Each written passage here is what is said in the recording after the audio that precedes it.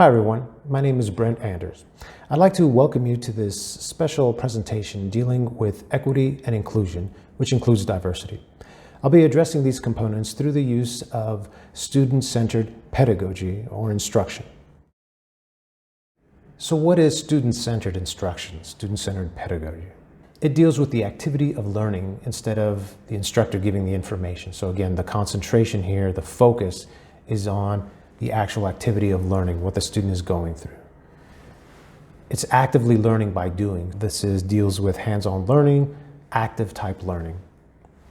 Additionally, the big idea here with student-centered pedagogy is that we are looking at the student as an individual. So it's not just my entire class, I'm looking at specific students.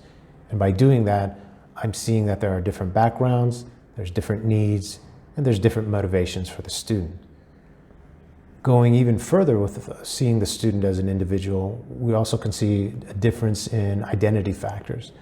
Some of the key identity factors that most people think of initially deals with race, ethnicity, as well as gender.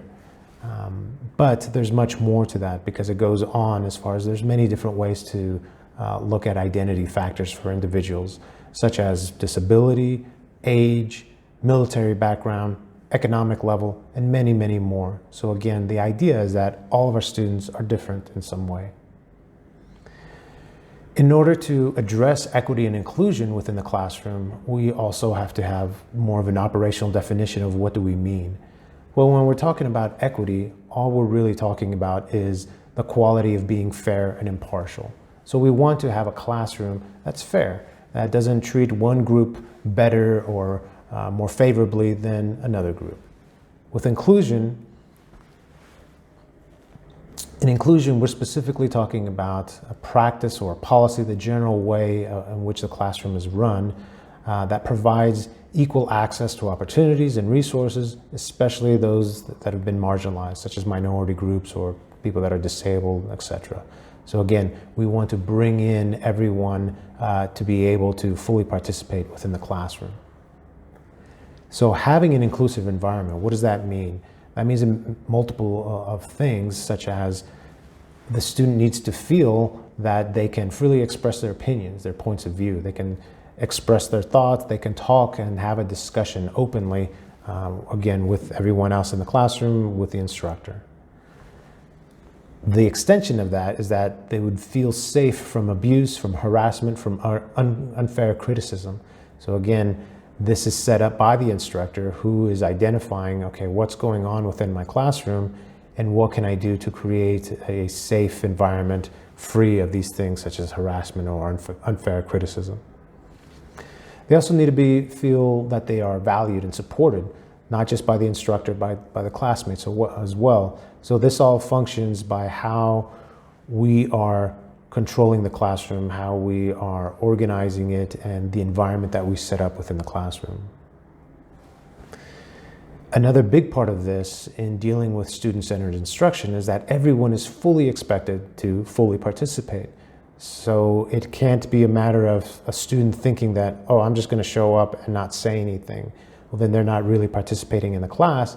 So this needs to be fully addressed and fully understood by the students that they are required to participate, because this is, again, an overall classroom and overall community. How can we achieve this? How can we make our classroom environment more inclusive? Well, there are a number of things we can do. To begin with, use inclusive language. A simple example is saying guys to your classroom. Well, if your classroom is nothing but males, well, then that would make sense. But if it does have females, then using a general term like guys, although it's often used, is still not as inclusive as it could be. Just switch that around. If you were in a classroom and there were 50% females, 50% males, and you were male and you were called gals, well, that probably wouldn't feel correct. So we need to address that. So guys and gals or students, but using language that's inclusive to everyone and not specific to one gender. The other one is to model inclusive behavior and have an awareness. So the idea here is that the students will be more inclusive if we ourselves as instructors are inclusive. So we're modeling that behavior. We're showing them what that means. And we have an awareness of what's going on in the class. As we said before, we have to try to make our classroom free of harassment, free of abuse or unfair criticism. Well, that can only happen if we're aware of the environment, if we're addressing these issues, we're paying attention and we're seeing, hey, this isn't right, so you step in and stop it from happening, prevent it, as well as sometimes you might need to educate the class because they might not be fully aware or understanding, well, what does civil engagement mean? So there might need to be some instruction on that in order to have the best type of inclusive environment. Additionally, when we are instructing, it's important to use diverse examples and doing it in different modalities. So by diverse examples, it means that you can't just view things from one specific way. A classic example is if I'm here at AUA and I'm giving classes and I start to use analogies to explain things, but all the analogies that I'm using deal with baseball. Well, baseball is an American sport, so a lot of these analogies won't make sense to an Armenian population that might not know how or what baseball even is or how it works. So again, we want to be inclusive and thinking about our students specifically. What is their background? Where are they coming from? What type of examples would work better to help them understand and focus the class itself? So we need to think about diverse types of examples. And this can also come from the class itself by asking students to provide examples and presenting the information in different ways, auditory, using written, as well as video, images. Different modalities help the students to understand things differently as well. We also want to highlight contributions by underrepresented groups.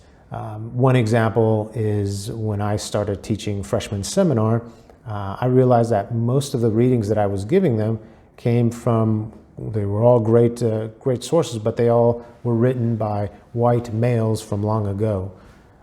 There's nothing wrong with those resources, and I still use some of those resources, but I went back and tried to find a more diverse representation of great resources that would address the topic being learned, but again, a diversification from different groups, such as all of those were European resources, so I changed it up and I had some, well, there's some Armenian authors, there's female authors, there's great literature that comes from South America, Africa, different continents. So again, by looking at different diverse sources of information, we can start to give a broader example of things. And we can also work to help the students see themselves in these great contributions. So again, I specifically went and found some great authors from Armenia so that they can see themselves in there. Great male writers, great female writers. So that's another way to really highlight equity and inclusion through student-centered pedagogy. As for multiple responses to a question, again, we can include more people if we get more discussion. So by asking a question and then posing it and having different students respond as opposed to just one answer. Although there might be one correct answer, it could still be viewed in different ways, and there could be different ways to explain the answer. So that's an important component as well. Along with that is to show that mistakes are opportunities for learning. So if someone presents an incorrect answer, instead of just flat out saying that that student is wrong and going to the next one, that mistake could be used as an opportunity. Oh, it's interesting that you gave that answer. Let's break down how you came up with that answer. What was the thought process that led to this? So that you can see, oh, there's issues here and here, which again, it gives this overall mindset to everyone that there are opportunities to learn, and this is a step-by-step process in order to gain skill and knowledge mastery. The other one is be mindful when selecting groups. So this is an important one in that within your own classroom, when you break your classroom into groups, some students might self-select into their own special groups, their own different organizations. So you can step in and say, oh, I'm going to change the groups up a little bit and put in different diversity, mix males with females, mix high skill mastery with low skill mastery. Again, to set up a diversity of thought so that people can see different points of view and again, start to learn from each other as well. Another big part of this is to have scaffolding pre-made and available when needed.